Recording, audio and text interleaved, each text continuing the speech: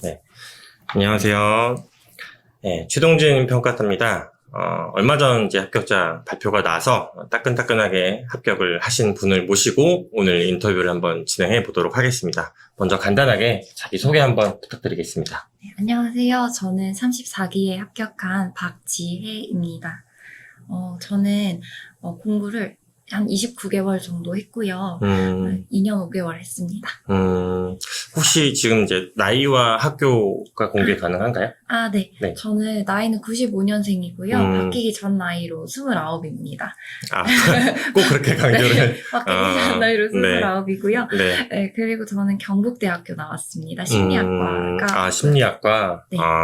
전혀 학과가 관련이 없는데 네. 평가사를 왜 그럼 도전을 하시게 됐나요? 저는 원래 심리학과는 제가 너무 관심이 있고, 저도 사람을 좋아해서 진학을 했는데요.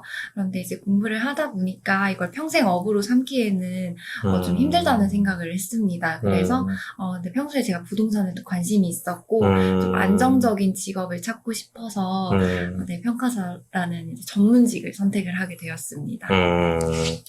그러면 일단은 점수가 과목별로 이제 실무가 45점, 이론이 58점, 법규가 61점. 그래서 이론이랑 법규가 굉장히 고득점을 하셨어요. 이론 점수도 굉장히 높은 점수를 득점을 하시게 되었는데, 일단은 각각 이론에서 이제 문항별 점수를 한번 살펴보면은, 문제 1번이 이제 23.5점, 2번이 17.5점, 3번이 12.5점, 4번이 4.5점. 이렇게 해서 이론이 58점, 이렇게 득점을 하셨어요. 그래서, 지금이 2차 시험을 그러면 세 번째 보신 건가요? 두 번째 보신 건가요? 세 번째 본 셈이죠. 그러면 그 전에 이제 제 기억으로 이 얼굴이 아니었었거든요. 이 얼굴이 아닌 상태로 오셔가지고 상담을 받았었어요. 네. 그때 당시에 어떤 점이 좀 부족해서 떨어졌다고 생각을 하셨는지 네, 간단하게 말씀해 주실 수 있을까요? 네. 저는 일단 1차를 처음 초시 때 1차를 좀 급하게 들어갔었습니다. 그래서 2차를 전혀 선행이 없던 상태로 들어갔었고요. 네. 1차 치고 그 3개월 동안 빨리 이제 학원을 찾고 공부를 했었어야 됐는데 네. 제가 또 시행착오 하는 걸 너무 싫어해서요. 이 학원 저 학원 이제 간만 보다가 어디가 저하고 맞는지 몰라서 네. 간만 보다가 그 3개월을 그냥 날렸습니다. 근데 그 3개월 동안 다른 친구들은 이미 실무 기본 강의 다 들었었고 이론도 기본 강의 다 들었고 이렇게 진도가 나가고 있었는데 저는 아는 게 하나도 없는 상태였었던 겁니다. 그래서 그 다음에 돌아왔던 2차, 그러니까 제가 유예였던 2차에서는요. 네. 어떻게 보면 남들보다 더 힘들게 공부를 했음에도 불구하고 많이 부족한 상태였었고요. 그래서 저는 그 1차 치고 초반 그 3개월을 어영부영 보낸 게 너무 컸던 것 같았어요. 네, 그것도 있었고 그 다음에 또 너무 잘하고 싶어서 시험장에서 많이 오바를 했습니다. 그래서 시간을 시리밥 다 넘겼어요.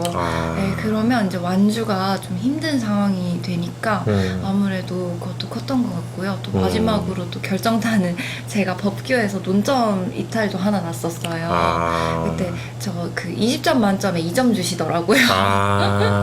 엄청 짜게 준대요. 네. 아예 다른 얘기를 쓰셨구나. 네. 그렇습니다. 그러면은 그때 이제 불합격을 이제 하고 나서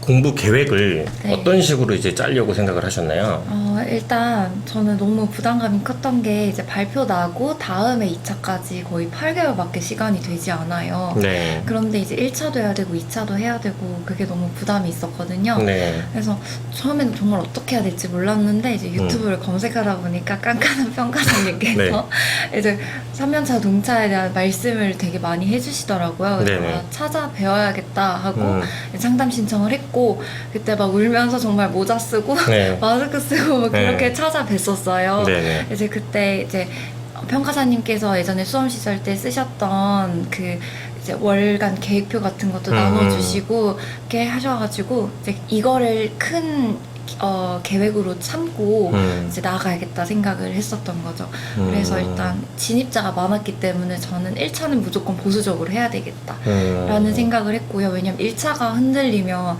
이제 그 자신감은 회복이 안 될 것 같았어요. 그래서 1차를 보수적으로 하되 2차 스케줄을 평가사님께서 예전에 쓰셨던 그 스케줄표에 뒤처지지 않게 따라가는 방식으로 했었습니다. 그러면 1차 네. 비중이 이제 하루를 기준으로 했을 때 네. 어느 정도 차지했었나요? 처음엔 5대5로 가져갔었고요. 그랬는데 이제 1차를 한 달 정도 남기고는 너무 불안한 거예요. 왜냐면 7,000명이 이제 들어온다. 네네. 그러니까 이제 객관식에서 이제 어렵게 나오면 또 너무 어렵잖아요.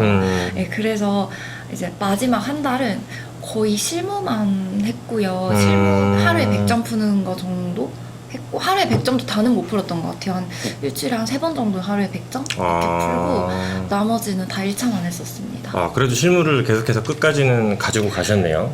네, 그게 제가 3개월 쉬다 보니까 이제 실무감이 떨어지는 걸 느껴봐서 이 감은 떨어지면 안 되겠다 생각도 했었고요. 네. 또 1차만 하다 보니까 2차에 약간 목이 말라서 좀 쉬어갈 때 실무 풀었습니다. 쉬어갈 때 2차를 한다고요? 마인드가 너무 좋으시네요. 네.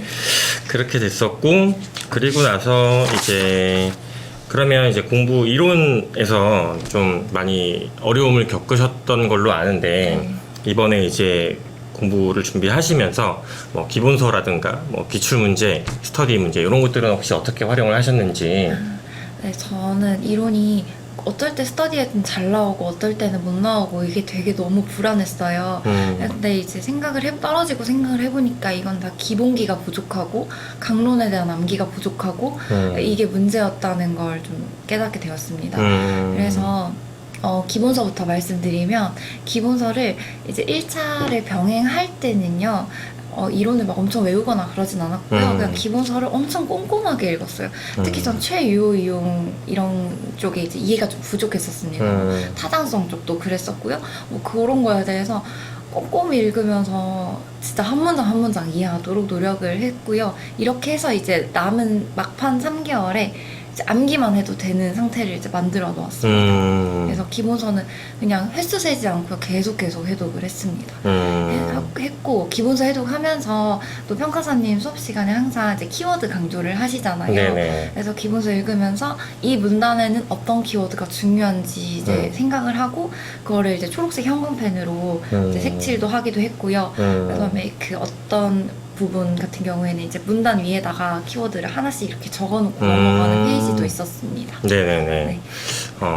그리고 단권화는 그러면 혹시 따로 하셨나요? 아니요. 전 단권화는 하지 않았고요. 사실 단권화는 전 필요가 없다고 생각을 합니다. 특히 이론은. 왜냐하면 이미 그 평가사님들이 쓰시는 기본서들 자체가 경전나 이런 것들을 단권화를 한 거라고 저는 생각을 했기 때문에 네네. 여기서는 버릴 게 없다라고 생각을 했고요. 그래서 기본서는 그거 자체로 그냥 그게 제 서브가 됐다고 생각을 합니다. 그러면 이제 이론 같은 경우 이제 일주일을 기준으로 했을 때 몇 번 정도 답안 작성을 하셨나요? 저는 3번 100점을 다 썼고요. 3번 정도 총 300점을 쓴 거죠. 그럼 스터디 한 번 하시고 네. 단과 제 거 수업에서 한 번 하시고 하고 별도로 한 번. 별도로 한 번 하고 해서 제가 사실 학원 스터디를 2개를 들었어요. 네. 그래서 네. 수요일 날이 평가사님 단과 수업이었었던 걸로 좀 기억을 네네. 하는데 수요일 날에 100점을 쓰고 그 다음에 토요일 날에 또 100점 풀고 일요일 날에 100점 풀고 이렇게 했습니다. 많이 하셨네요. 네. 동차다 보니까 아무래도 2차에 대한 1차 합격 후에 좀 2차 압박이 좀 있어서 네. 그렇게 커리큘럼을 짜신 것 같아요. 그래서 문항별로 좀 문제를 한번 좀 봤을 때 아까 점수를 말씀드렸는데 1번, 2번, 3번이 굉장히 좀 좋은 점수를 득점을 하셨었거든요. 그래서 목차에 대한 것들을 쭉 봤을 때 일단 첫 번째로 이번에 이론 시험장 가서 문제를 딱 받아들이고 어땠어요? 느낌이? 사실 제가 1교시 때 실무를 너무 못 쳐가지고 네. 저는 과락이 날 줄 알았어요. 그래서 짐 싸들고 집을 가려고 했다가 네. 그래도 이론 밖에 공부한 게 있으니까 하고 그냥 마음 편하게 보자. 그냥 공부한 거를 이분들이 어떻게 매겨주나 그냥 그것만 한번 보자라는 생각으로 엄청 편하게 있었고요. 그래서 그렇게 너무 편하게 있어서 시험지를 받았을 때도 1, 2, 3, 4번 다 이거 기출에도 한 번씩 나왔고 다 기시감이 있는 문제들이네 하고 마음이 더 편해졌습니다. 그래서 되게 그냥 편하게 썼어요. 긴장도 하지 않았고요. 네. 이게 저 같은 경우도 이런 경험이 있었어요. 그래서 저도 5년차 때 저는 그랬었거든요. 근데 실무를 풀다가 네. 눈물이 났었어요. 풀다가. 네. 그랬었는데 나갈까 하다가 그 5년의 시간이 너무 아까워서 이론 법규를 그냥 편하게 보자 했을 때 사실 그때 저는 실무가 39.5가 나왔었어요. 네.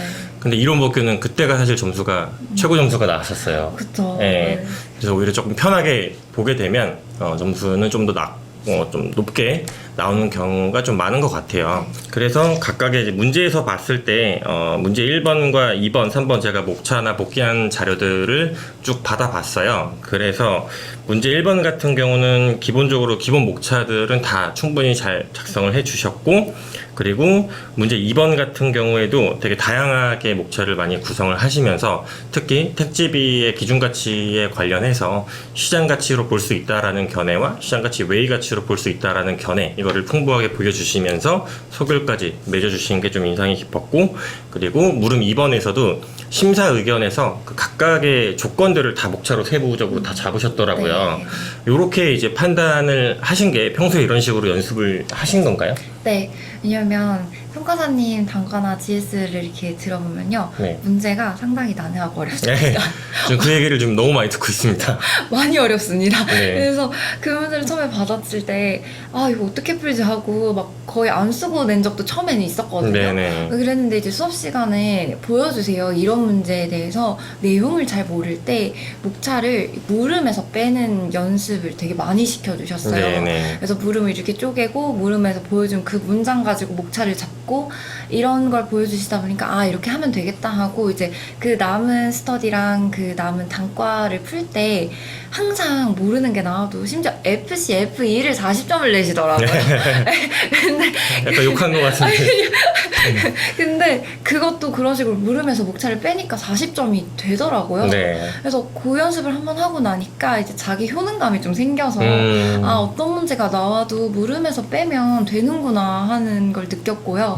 이번 시험에서도 좀 당황했어요. 너무 자료가 많았고 2번을 제일 마지막에 풀었는데 택지비 평가야 사실 뭐 스터디 때서 본 적 있고 기출에서도 비슷한 문제는 있었으니까 괜찮았는데, 그 밑에 이제 갑자기 소견을 막 얘기를 하라는 그 문제는 너무 생소했었어요. 네네. 실무 문제 같기도 했고요. 네. 그래서 이제 자료를 보고 이제 어떻게 하지 했다가 시간이 없으니까 그러면 나는 주어진 자료랑 물음에서 목차를 빼야 되겠다 하고서 이제 평소에 연습했던 것처럼 그냥 그 목차 하나하나 그냥 그 주어진 자료에서 이제 가지고 와서 뺐습니다.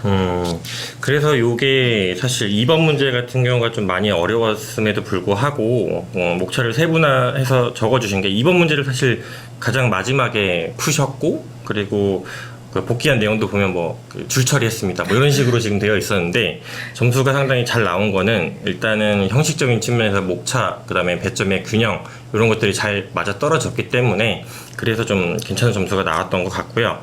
그리고 물음 3번 같은 경우도 목차들을 잘 보시면 일반적인 목차들과는 조금 달랐어요. 제가 느끼기에는 다른 사람들이랑.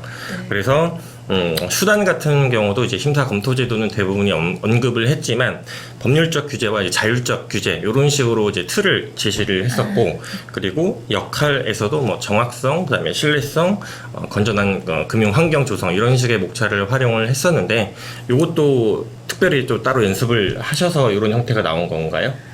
그것은 이제 연습을 했다기보다는 처음에 저도 목차 되게 고민을 많이 했었어요. 네. 어떻게 잡지 하다가 직업 윤리 의의를 제가 의의 암기를 되게 많이 했었거든요. 그래서 제가 목차를 어떻게 빼야 될지 모를 때 의의를 쪼개는 버릇도 좀 있어요. 네네. 그래서 이번에 그 평가사 직업 윤리 의의를 제가 기본서에서 암기했던 게 있었는데 그 의의에 그 얘기가 있었어요. 이거는 그 자기 자신을 규율하는 것도 있다, 뭐 그런 얘기가 있어서 그 목차를 하나 뺐었고, 그 다음에 그래도 이제 관련해서 25조부터 시작해서 제가 법규가 좀 생각이 나더라고요. 네네. 그래서 법률적 규제 하나 적어야겠다 하고 그렇게 2개는 채웠던 것 같아요. 네, 2개는 그렇게 채웠고 그 다음에 역할 같은 경우는 그냥 감정평가의 역할, 감정평가사의 역할, 중요성 이런 거에 대한 기본적인 그냥 이론에 있는 기본서 목차를 항상 외우고는 있었었거든요. 네네. 그래서 이거 그냥 발라야 되겠다. 어차피 다를 게 없다고 저는 생각을 했었어요. 그리고 이건 건전한 금융 환경 조성하기 위한 거고 감정평가를 좀 더 공정하게 하기 위한 거니까 그 중요성과도 다 이어진다고 생각을 했었거든요. 네네. 그래서 그 목차를 활용을 했습니다. 그래서 이 문제 3번도 점수가 잘 나왔던 것 같고요. 또 문제 4번이 대부분이 이제 4점에서 4.5점 정도 득점을 하셨는데, 목차는 이건 많이 비슷해요. 위물시사로 보통 목차를 많이 뽑았는데, 여기서는 이제 다세대에 대해서 좀 충분히 구체성을 언급을 했는지 안 했는지에 따라 점수가 좀 나눠지더라고요. 네. 그래서 4번 문제 같은 경우 이제 5.5점, 6점 이렇게 득점하신 분들은 목차는 동일해도 다세대와 관련한 내용들을 굉장히 구체적으로 많이 서술을 해주셨어요. 그래서 이런 것들도 제가 좀 많이 강조를 했던 내용들인데, 그래도 4번 문제를 평타 이상으로 처리를 잘 하신 것 같아요. 그래서 전체적으로 봤을 때 이론에서 점수가 상당히 좋았고요. 그리고 이분 같은 경우는 제가 이제 답안을 많이 봤을 때 목차로만 봤을 때는 이 정도 점수가 나올 거라고 생각이 들지 않을 수 있겠지만, 답안을 계속해서 봐왔던 저로서는 이분이 필력이 그래도 상당히 좋으신 편이에요. 글쓰기 능력이. 그래서 어떤 내용을 봤을 때 길게 나와 있는 내용을 줄인다던가 줄여져 있는 내용을 늘려 쓰는 거, 이 후자를 조금 더 잘 하신 편이었었거든요. 그래서 좀 더 좋은 결과가 나오지 않았을까, 이렇게 예상을 해봅니다. 그래서 앞으로 이번 시험에 좀 안타깝게 좀 불합격하신 분들한테 네. 이론을 이제 어떻게 했으면 좋겠다, 조언 한마디 좀 부탁드리겠습니다. 네. 제가 조금 적어왔는데 이거 네네. 보면서 네. 제가 생각하기에 한 6가지 정도가 중요한 것 같아요. 그러니까 첫 번째는 일단 의암기입니다. 처음에 저 처음 공부할 때는 그냥 아는 대로 쓰면 되지 이렇게 생각한 것도 있었어요. 그런데 아무래도 의를 좀 정확하게 외우다 보면 그 답안지에 대한 전반적인 신뢰도도 올라가고요.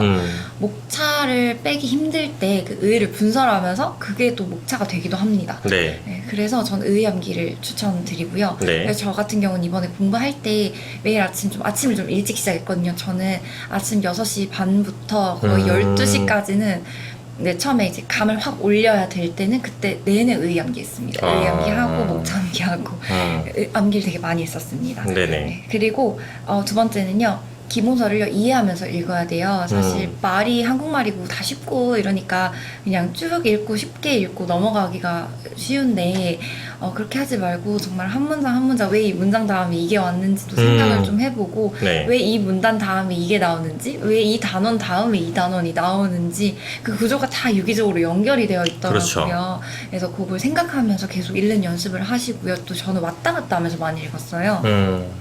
그래서 예를 들어 뭐 최유호용을 보다가도 앞에 지금 생각이 지금 다 많이 까먹어서 생각이 안 나는데 그러니까 앞쪽 부분에 효상유 부분도 다시 읽기도 했고요. 부동산의 특성도 다시 돌아가면서 읽으면서 이래서 최 분석을 하는 게 중요하구나 하는 거 다시 생각해보고 그래서 관련된 단원을 왔다 갔다 하면서 많이 읽었습니다. 네. 그리고요. 그 키워드 기본서 읽으실 땐 키워드 꼭 고르시면서 읽으시면요. 그 중요한 키워드들을 빼먹지 않고 답안지에 적으면 굉장히 에센셜한 것들을 모아놓은 느낌이 좀 들거든요. 맞아요. 네, 그래서 좋습니다. 네, 그리고 저는 세 번째는 단거나 불필요하다고 생각하는 입장인데요. 주변에 친구들 보면 단거나 한다고 시간을 많이 쓰는 친구들이 굉장히 있어요. 많이 쓰죠. 네. 네, 근데 저는 아까도 말씀드렸다시피 이미 뭐 서강제나 경저 같은 그런 것들을 단거나 한 개 시중 강사님들의 교재이기 때문에 그냥 이걸 다 배우시면 됩니다. 따로 네. 하실 필요가 없으세요. 네. 그리고 거르지 마시고요. 그 교재 안에 있는 것들은 강사님들이 다 필요해서 넣어놓은 것들이기 때문에 스스로 판단해서 이거는 필요 없겠지 하고 거르는 그런 건 조금 오만한 생각인 것 같습니다. 네, 그리고요. 네 번째는요. 앞머리자 많이 살 길입니다. 저는 앞머리자를 엄청 많이 땄어요. 이론 책 대부분을 앞머리자를 땄고 그냥 대부분을 다 외우고 들어갔었습니다. 네, 그래서 이게 시험장 들어가면 순간 당황하기도 하고요. 좀 시간이 촉박하고 그러면 아무래도 이제 인지가 좀 좁아져서 이제 생각이 날 것도 안 나고 그러거든요. 네. 그래서 눈에 많이 바르고 익힌다 하는 거는 저는 객관식에만 적용되는 내용인 것 같고요.